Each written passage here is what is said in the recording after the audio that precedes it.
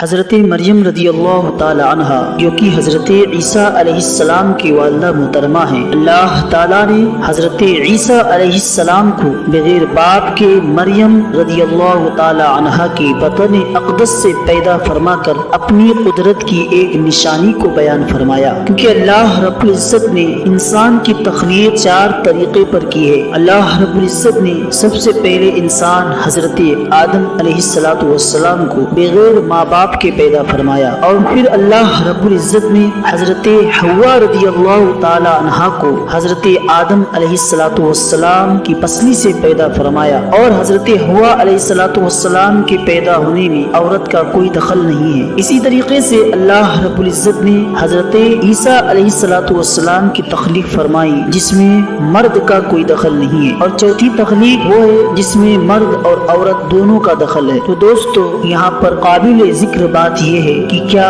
آپ جانتے ہیں کہ حضرت مریم رضی اللہ تعالی عنہا کیسے اور کہاں پیدا ہوئی، اور ان کے والد اور ان کے والدہ کے نام کیا ہیں، اور ان کی پرورش کہاں اور کس نے کی، اور حضرت مریم رضی اللہ تعالی عنہا کے فضائل و کرامات کیا ہیں۔ دوستو، اگر آپ ان باتوں کو سننے کی خواہش رکھتے ہیں یا جانکاری حاصل کرنے کی خواہش رکھتے ہیں تو بس آپ ہمارے ساتھ آخر تک بنے رہیں۔ حضرت مریم رضی اللہ تعالی عنہا کے والد کا نام عمران تھا، جو کہ حضرت مریم رضی اللہ تعالی عنہا کے پیدا ہونے سے پہلے ہی وصال فرما گئے تھے، اور آپ کی والدہ محترمہ کا نام حضرت حنا تھی، جو کہ حضرت یحییٰ علیہ السلام کی خالہ تھی، اور آپ زہد و تقوی میں مشہور تھی۔ حنا رضی اللہ تعالی عنہا کے یہاں کوئی بچہ پیدا نہ ہوا۔ ایک روز ایک درخت کے نیچے بیٹھی تھی، دیکھا کہ ایک پرندہ اپنے بچوں کو غذا دے رہا ہے۔ یہ منظر دیکھا تو اولاد کی خواہش دل میں پیدا ہو گئی۔ انہوں نے خلوص و محبت کے ساتھ بارگاہ خداوندی میں بیٹے کی درخواست کی۔ تھوڑا ہی عرصہ گزرا تھا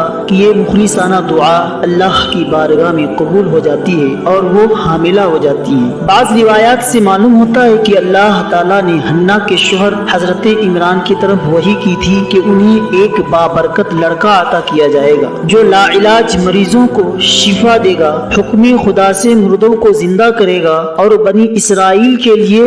پیغمبری کے فرائض بھی انجام دے گا۔ انہوں نے یہ واقعہ اپنی بیوی سے بیان کیا۔ وہ حاملہ ہوئی تو ان کا خیال تھا کہ یہ وہ لڑکا ہے جو اس وقت ان کے رحم میں ہے۔ وہ بے خبر تھی کہ ان کے رحم میں تو اس لڑکے کے والدہ جناب حضرت مریم رضی اللہ تعالی عنہا ہیں۔ اس لیے انہوں نے نذر کی تھی کہ بیٹے کو خانہ خدا بیت المقدس کا خدمت گزار بنائیں گے، کیونکہ اللہ تعالیٰ نے ان کے شوہر عمران کو جو اطلاع دی تھی اس سے وہ یہ سمجھ بیٹھی تھی ان کے یہاں لڑکا پیدا ہوگا اور ان کی نذر قبول کرے۔ تو جب حضرت حنا رضی اللہ تعالی عنہا کو وضع حمل ہوا تو ان سے ایک لڑکی پیدا ہوئی، اور ان کا نام مریم رضی اللہ تعالی عنہا رکھا، اور اسے ایک کپڑے میں لپٹ کر بیت المقدس کے علماء کے سامنے پیش کر دیا تاکہ وہ انہیں اپنی کفالت میں لے لیں۔ یہ معزز علماء حضرت ہارون علیہ السلام کی اولاد میں سے تھے اور بیت المقدس کی خدمت پر مقرر تھے، کیونکہ آپ کے والد حضرت عمران رضی اللہ عنہ ان علماء میں ممتاز تھے۔ اس لیے ان سب علماء نے، جن کی تعداد 29 تھی، حضرت مریم رضی اللہ عنہا کو اپنی پرورش میں لینے میں رغبت ظاہر کی۔ حضرت زکریا علیہ السلام نے فرمایا کہ میں ان کا سب سے زیادہ حقدار ہوں، کیونکہ میرے گھر میں ان کی خالہ ہیں۔ معاملہ اس پر ختم ہوا کہ قرآن اندازی کی جائے، جس کا نام قرآن اندازی میں آ جائے گا وہی اس کی کفالت کا حقدار ہوگا۔ جب قرآن اندازی کی گئی تو اللہ رب العزت کا کرم یہ ہوا کہ حضرت زکریا علیہ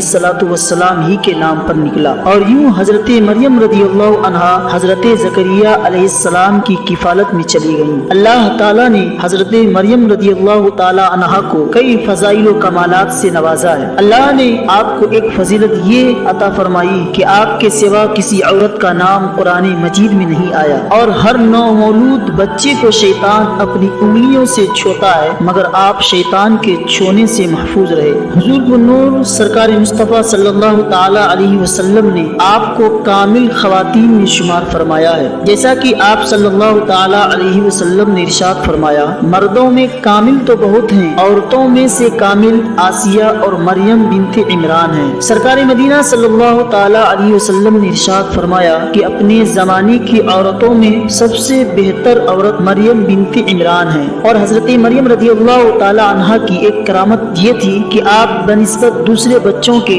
بہت تیزی کے ساتھ بڑھتی رہی۔ مفسرین فرماتے ہیں کہ آپ ایک دن میں اتنا بڑھتی تھی جتنا اور بچے ایک سال میں بڑھتے ہیں، اور آپ رضی اللہ تعالی عنہا کے پاس جنت سے بے موسم کے پھل آتے تھے۔ حضرت مریم رضی اللہ عنہا نے کسی عورت کا دودھ نہ پیا۔ ایک مرتبہ حضرت زکریا علیہ السلام نے حضرت مریم رضی اللہ عنہا کے پاس بے موسم پھل پا کر آپ سے سوال کیا کہ یہ پھل آپ کے پاس کہاں سے آتا ہے؟ تو حضرت مریم رضی اللہ عنہا نے جواب دیا کہ یہ اللہ پاک کی طرف سے ہے۔ حضرت زکریا علیہ السلام آپ سے بے پناہ محبت فرماتے تھے، کیونکہ حضرت زکریا علیہ السلام کے ہاں بھی اولاد نہ تھی، اور حضرت مریم رضی اللہ تعالی عنہا کا صبر یہ تھا کہ جب اللہ رب العزت نے آپ کی بارگاہ اقدس میں حضرت جبرائیل علیہ السلام کو بھیجا اور ایک بچے کی خوشخبری دی، تو مریم رضی اللہ تعالی عنہا نے کہا کہ یہ کیسے ہو سکتا ہے جبکہ مجھے کسی مرد نے چھوا نہیں اور نہ ہی میں بدکار عورت ہوں؟ تو جبرائیل نے فرمایا کہ یہ رب تبارک و تعالیٰ کا حکم ہے، اور رب جو چاہتا ہے وہ ہوتا ہے، رب کا فیصلہ ٹل نہیں سکتا،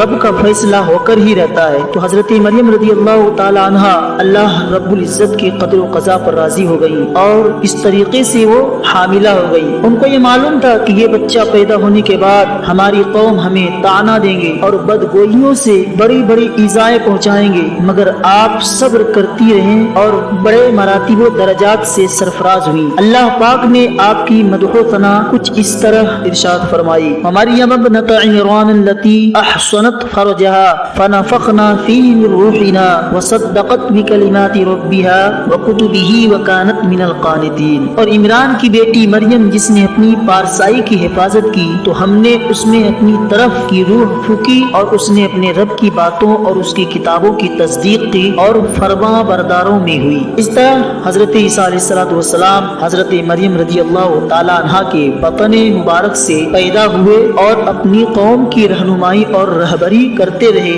اور جب ان کی قوم حضرت عیسیٰ علیہ السلام کے ہاتھوں پر بیعت ہونے لگے، ایمان لانے لگے، پھر یہودیوں کو یہ دیکھ کر رہا نہ گیا، اور پھر انہوں نے رومیوں کے حاکم کے پاس خبر بھیجی کہ حضرت عیسیٰ علیہ السلام وہ شخص ہیں کہ آج لوگ ان کے ہاتھ پر بیعت ہو رہے ہیں، لوگ ان کی طرف مائل ہو رہے ہیں، اگر ایسا ہوتا رہا تو آپ کی حکومت گر جائے گی، آپ کی حکومت ختم ہو جائے گی۔ تو رومیوں کے حاکم نے حضرت عیسیٰ علیہ السلام کو قتل کرنے کا حکم فرمایا، لیکن اللہ رب العزت کی مرضی کچھ اور تھی۔ جب رومیوں کے حاکموں اور یہودیوں نے حضرت عیسیٰ علیہ السلام کے گھر کا محاصرہ کر لیا، چاروں طرف سے گھیر لیا تاکہ حضرت عیسیٰ علیہ السلام کو سولی پر چڑھا کر پھانسی میں لٹکا دیا جائے اور پھر اسے اس طریقے سے قتل کر دیا جائے، لیکن اللہ رب العزت نے حضرت عیسیٰ علیہ السلام کو آسمان پر اٹھا لیا اور اس کی جگہ پر